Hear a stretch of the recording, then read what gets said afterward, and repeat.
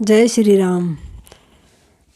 दोस्तों, मैं कविता सिवरान, मेरा हिंदी व्याख्याता के रूप में अंतिम चयन हो गया है और आज मैं आप सबको आपके प्रथम पेपर जीके में 40% की बाध्यता के बावजूद आप किस सब्जेक्ट को छोड़ सकते हैं इसके बारे में मैं बात करूंगी, क्योंकि आर्ट के विद्यार्थियों की आमतौर पर ये समस्या रहती है कि उनको कई विषयों में दिक्कत आती है।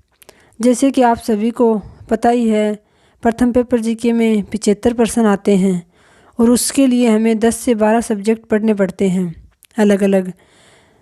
जैसे किसी से ज़्यादातर से 5-5 प्रश्न आते हैं, 2 भाग ऐसे हैं जिनसे 15-15 प्रश्न आते हैं। तो दोस्तों, आप इसमें मैथ और इंग्लिश को बिल्कुल छोड़ सकते हैं। ये मैं ऐसे ही नहीं बोल रही हूँ, ये मेरा अनुभव है, क्योंकि आर्ट के विद्यार्थी के लिए मैथ और इंग्लिश बहुत मुश्किल हो जाती है। दोस्तों, मेरे लिए तो बहुत मुश्किल थी, तो मैंने इनको बिल्कुल ही छोड़ दिया था। अब मुझे पता है आप साथियों को विश्वास नहीं होगा, आप ये कहेंगे कि क्या आपने सच में छोड़ दिया था। तो मैं तो आपसे यही कहना चाहूँगी कि आप को जो विषय बिल्कुल आता ही नहीं है उसमें आप बिल्कुल भी, अगर कोशिश बन पड़े आप कर सकते हैं तो ज़रूर करें, लेकिन ये नहीं है कि आपको आता ही नहीं है और आप उसकी टेंशन में लगे रहो कि मुझे ये नहीं आता।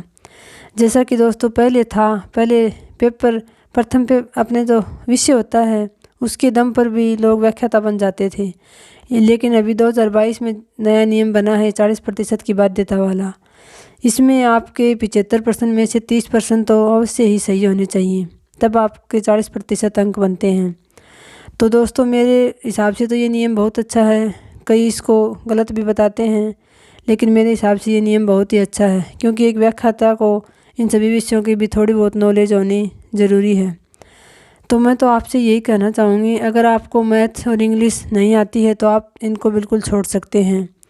बाकी 2 और हैं, साइंस भी नहीं आती, आर्ट के विद्यार्थियों के लिए मुश्किल होती है। एक रीजनिंग विषय से भी कईयों को डर लगता है, तो आप साइंस में ज़रूर कोशिश कर सकते हैं। दोस्तों, मैंने तो की थी, मैंने 9th और 10th की जो NCERT की बुक्स होती है उनमें जो हमारे सिलेबस में टॉपिक है उनको पढ़ा था, उनके शॉर्ट नोट्स भी बनाए थे। लेकिन दोस्तों, मेरा तो एक पर्सन मैंने करने की कोशिश की थी, वो भी मेरा गलत हो गया था। और मैथ और इंग्लिश को तो बिल्कुल ही मैंने हाथ ही नहीं लगाया था। दोस्तों, ये बात मैं सच बता रही हूँ और आप भी इनको छोड़ सकते हो, लेकिन इसके बदले शर्त ये होगी कि बाकी के जो विषय बचते हैं उन पर आपकी पकड़ बहुत मजबूत होनी चाहिए। जैसे कि 15% राजस्थान और इंडिया हिस्ट्री से आते हैं, तो उसमें से आपको इतने अच्छे तैयार करने हैं वो पोर्शन कि आपके 12 से 13% उसमें सही होने चाहिए। दूसरा बड़ा हिस्सा होता है मैनेजमेंट का, जिसके 15% निश्चित होते थे, लेकिन इस बार तो 12-13% ही आए थे।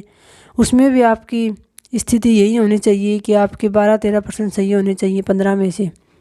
तीसरा पोर्शन है दोस्तों बड़ा करंट जीके का, उसको आप बहुत अच्छे से तैयार करें। और उसके बाद आप 5 अंक आते हैं 5 क्वेश्चन आते हैं 10 अंक के राजस्थान जियोग्राफी के, तो वो हम सब राजस्थान के विद्यार्थियों के लिए बहुत मुश्किल नहीं होती, वो उसको भी आप बहुत अच्छे से कर सकते हो।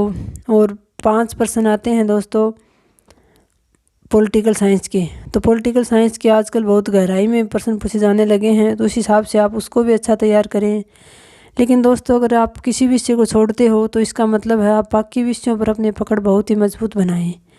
मैं तो यही कहना चाहूँगी दोस्तों, बिल्कुल भी डरे नहीं कि अगर हम मैथ और इंग्लिश को छोड़ देंगे या फिर साइंस रीजनिंग को छोड़ देंगे तो हमारे 40% नहीं बनेंगे। ऐसी बात नहीं है दोस्तों, बशर्ते आप बाकी के विषयों पर पूरा जोर लगा दें और हर संभव कोशिश करें उसमें अधिक से अधिक अंक आप प्राप्त कर सकें। तो दोस्तों, बहुत सारे साथियों की यही मांग रहती है कि आप प्रथम पेपर के बारे में बताएं, क्योंकि 40% वाला एक प्रकार से विद्यार्थियों के लिए ओहा बन गया है, जबकि ऐसी बिल्कुल भी नहीं है ऐसा। दोस्तों, आप चाहो तो बाकी के जो सब्जेक्ट बचते हैं मैथ, इंग्लिश, साइंस और रीजनिंग, इनको छोड़कर भी आप बहुत अच्छे से 40% की बाध्यता को कवर कर सकते हो। दोस्तों, मैंने तो प्रथम पेपर में 54 क्वेश्चन ही किए थे, उसमें से मैंने एक रीजनिंग का किया था, एक साइंस का किया था। दोस्तों, वो मेरे दोनों ही गलत हो गए थे। रीजनिंग को भी आप कर सकते हो, ऐसी बात नहीं है। रीजनिंग के जो टॉपिक दे रखे हैं उनका आप अभ्यास ज़रूर करें एक बार, क्योंकि अभी आपके पास समय है। तो दोस्तों, मेरे तो 45 क्वेश्चन सही हुए थे। मैंने कुल 54 क्वेश्चन ही किए थे, उसमें से 45% मेरे सही हो गए थे। तो दोस्तों, क्योंकि मेरा राजस्थान और भारत की जो हिस्ट्री के 15% आते थे वो मेरी बहुत अच्छे से तैयार थी, मैनेजमेंट भी बहुत अच्छे से तैयार थी, और करंट जीके के भी मेरे पर्सन दोस्तों 10 में से 8 क्वेश्चन मेरे सही थे, 2 को मैंने छोड़ दिया था।